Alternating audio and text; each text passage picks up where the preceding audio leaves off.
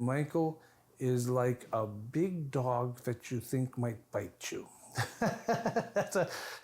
that's what I always think of. But the fact is, Michael has never bitten me or anybody I know. The way he directs the music with like a big bird, Oh, I love that. Like these huge waves. But at the same time, it's not even a little teeny weeny bit show busy. And there's zero show business. There's no fluffy coming at you. There's no like knee slides. Can I tell you about the fluffy coming at you? There's a thing that, a coming at you is like what Trump does. You point at everybody, right? That's coming at you. But I saw once a Dutch lounge singer that would do the coming at you, and then he'd fluff it up a little bit like that. Like for the girls, he'd be like, and I loved it. And then of course, you do that, but then you leave room to be able to do the double coming at you, and this is the double fluffy coming at you. See, that's like showbiz. And I love all that showbizy stuff. And some people, and I'm not saying that that's bad, because some people just embody that showbizy kind of stuff so well that's beautiful, right? Like I play with Mark Allman a lot, and he's like so good at it that you love it. It's showbizy, and at the same time it has like beautiful truth. What Michael does is so un-showbizy. He just like all the showbizy things on the table, he goes like and knocks them all off.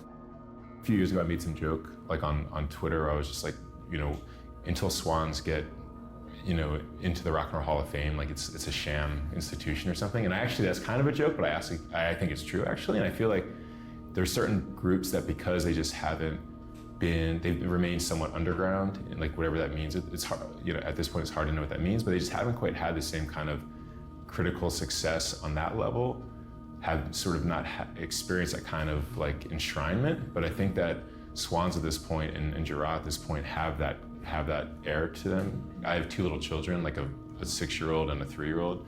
And when my 6-year-old was young, I pointed out a bird in the park. I was like, yeah, it's a swan. And he was like, oh, are they named after the band?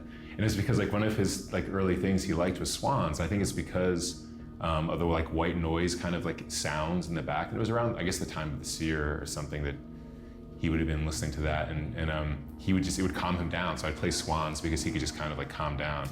And so for him, like he knew the band before he knew the animal, which makes sense living in New York, that you don't see many swans. I think Michael Giraud's force of will make that, somehow, yeah, he's just, it's amazing. I just feel like he must just have this, like, I don't know, he has this secret, which is just, just this like, it will. The band spoke to me like they kind of like ushered me into young adulthood, really. Like the themes, I lost my virginity when the Children of God record came out, and that was like they were sort of this theme of love and the male, female, and then the Skin records that came out at that same period were so intense, like for me, because I was also like questioning my sexuality and and these records really spoke to these very specific things, and also spirituality, and it was such a rite of passage. It was like the music that really accompanied my rite of passage, and I took it so personally that when I came out of that, like after the Children of God record, I almost couldn't go any further. I had never been so far with any band in my life. Like it just really experiencing them on such a deep level that it actually made it difficult to like really move beyond that. We went on the Savage Blunder tour, and it was at the very first show, which was at Maxwell's in Hoboken where I lived. And it was like a weeknight. It was completely pouring out. And there was 5 people there in the audience tops, if I can remember. I do remember they were doing the sound check, and the sound man's name was Guy Ewald. I still know him, and And I just remember Michael going over to him and saying, you know, I want the kick drum to sound like this. And he like smacks him in the chest. And Guy was just like, you know, who's this crazy man? A bunch of us went to see Swans at the Rat in 1987, and they scared me, in a good way. I remember Michael coming out, and the whole band came out.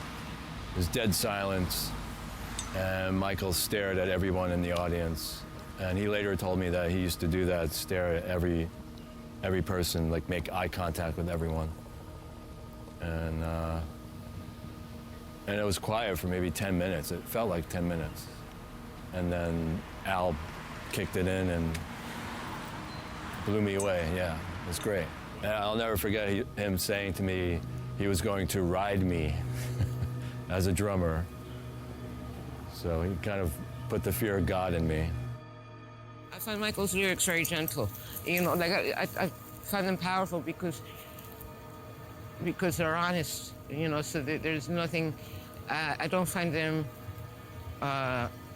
you know, like it's not a litany of horrors. You know, his stuff. It's really not. It's you know, there's his spirit comes through in his lyrics. You know, they're very tender. I find his lyrics. You know, I don't find them bombastic. I think it's interesting of Michael Giroux and courageous, I guess, that he would choose to stop the band now, especially when it's gotten so popular. And I thought it was interesting when he stopped the band the first time around because Soundtracks for the Blind was a very new direction for the band and really quite interesting and something that I thought they could explore and keep going with. But stopping it made it, yeah, like I said, sort of more mysterious in a way. Like the what if they kept going, where would it go? Would they have reached the iteration of the band that they're on now, or whether it needed a hiatus period to become something new and different? I wasn't necessarily aware that Swans were, you know, one of the loudest bands on the planet when I aspired to be one of the loudest bands on the planet when I first started Fuck Buttons. You know, I hadn't seen them live either at that point. So it was just through conversations with other people who had maybe seen them back in the day that maybe there was some kind of like kinship, especially regards to volume and, you know, the annihilation of PAs around the world. I mean, I actually got to see them live, you know. I saw them live at Primavera. I can't remember which year it was, but it's uncommon for me to, at a music festival, to watch a band from start till finish. And I think Swans maybe played 3 hours and I was utterly captivated the whole way through. I was like glued to it. It was insane. I've never really felt like that with a live experience before. And I guess that's like the nature of what they do, you know. That was the first time I'd ever seen Swans, yeah. Because I was, you know, I was late to the party. I was a toddler when I first. I wasn't.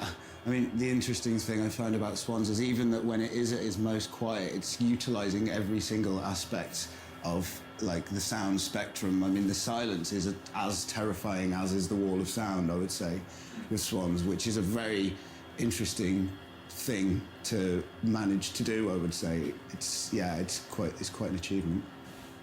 I was drawn to Swans with the first early stuff in high school because it had a sincerity and an intensity.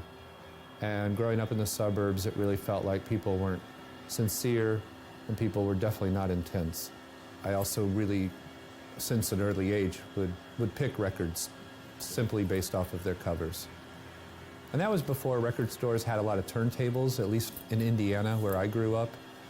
And there was very few and far between records. I mean, you would wait a week, go back to the record store, and then you would maybe have 2 more to choose from. So the cover of Children of God really got to me partially because I grew up in an evangelical family in Indiana. And so to be outside of that dogma was really rare. And to start finding other people that thought the way you did was very helpful, very comforting. You felt like you were part of a community that understood understood you.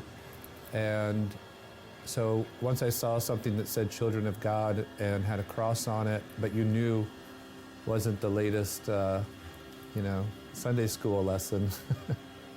I went to see them in Los Angeles, and that was more of like a real immersive experience for me, being in the audience and feeling the full power and the full weight of it all, and being totally mesmerized and just like locked in for the full 2 hours, which is a lot of time for people nowadays to be really focused on one thing. People's attention spans aren't so great nowadays, so yeah, it was really magical to see the entire audience just locked in the whole time, and I was able to be part of that. And I was really struck the next day by how I kind of felt like I had been beat up the night before. Like physically, I woke up like, oh, my body kind of hurts, like I was wondering why, and I was like, I think it's the music, like it really, again, to use the word pummeling, it really does just like hit you like full force. And Michael's presence up there is so strong, and his voice is so strong, and he's just giving like every ounce of energy he has, and you really feel that physically. And the next day, it's almost like, like you had a workout or a fight the night before. Words to describe a Swans show: fully immersive, relentless, passionate, brutal, real, unforgettable.